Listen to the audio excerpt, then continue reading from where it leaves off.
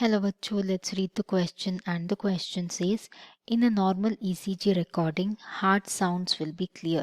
तो option say on the P wave and at the end of QRS complex, on the QRS complex and at the end of T wave, at the end of P wave and on the T wave, at the end of QRS complex and on the T wave. ठीक है, तो हमारा जो की concept है यहाँ पे right वो होगा हमारा ECG. ठीक है, तो ECG का फुल फॉर्म क्या है? It is electrocardiogram. ये हार्ट के रिदम को बेसिकली चेक करने के लिए यूज करते हैं और उसका जो ग्राफ है वो ऐसे रिप्रेजेंट किया जा सकता है. ठीक है, तो ये हुआ हमारा P वेव, ये हुआ हमारा QRS वेव और ये हुआ हमारा T वेव. ओके, तो अगर हम ECG के रिकॉर्डिंग को देखते हैं तो जो ECG के रिकॉर्डिंग है ना उसमें जो फर्स्ट हार्ट का साउंड है ओके वो कैसे कॉज होता है? By vibrations. और ये वाइब्रेशंस कैसे प्रोड्यूस होते हैं?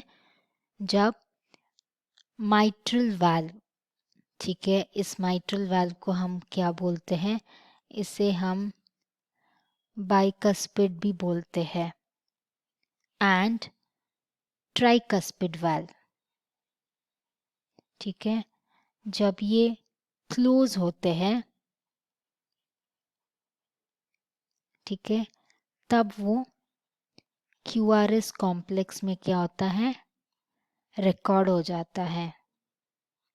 ओके, और जो सेकेंड हार्ट का साउंड है ओके वो फर्स्ट हार्ट साउंड से शॉर्टर होता है बट बहुत हाई पिच्ड साउंड होती है.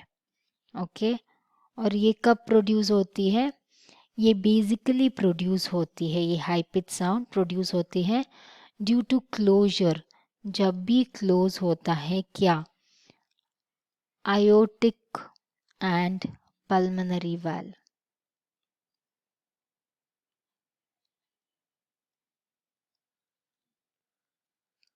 ओके, अगर हम पल्मोनरी वाल्व की बात करें तो पल्मोनरी वाल्व वो है जब भी डीऑक्सीनेटेड ब्लड हार्ट से लंग्स के लिए पास आउट होता है ना, तो उस पर्टिकुलर जो आर्टरी में पास आउट होता है तो to avoid the back flow ये वाल्व क्लोज हो जाता है. और आयोटिक वाल्व वो है जो ऑक्सीनेटेड ब्लड हार्ट को एंटर करता है when it is circulated to all the parts of the body. जो पर्टिकुलर आर्टरी पे ब्लड वेसल पे जाता है उसको हम आयोटिक बोलते हैं, तो उसमें भी एक वाल्व होता है. तो जब ये क्लोज होते हैं ना ओके और ये कब क्लोज होते हैं? Just after ventricular systole. Ventricular systole के तुरंत बाद ये वाल्व्स जो है aortic and pulmonary valves close हो जाते हैं. ठीक है, तो ये क्या रिप्रेजेंट करती है? ये रिप्रेजेंट करती है हमारा टी वेव. ओके, वो भी एंड ऑफ टी वेव में ये रिप्रेजेंट करती है इन ECG रिकॉर्डिंग. तो हमारा करेक्ट ऑप्शन क्या हुआ?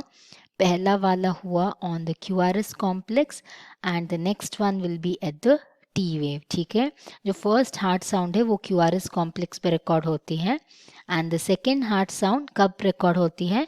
जब aortic and pulmonary valves close होती है वेंट्रिकुलर सिस्टोल के तुरंत बाद. तो वो होता है एंड ऑफ टी वेव में. तो option B is the correct one. Thank you. I hope you understood the concept well. All the best.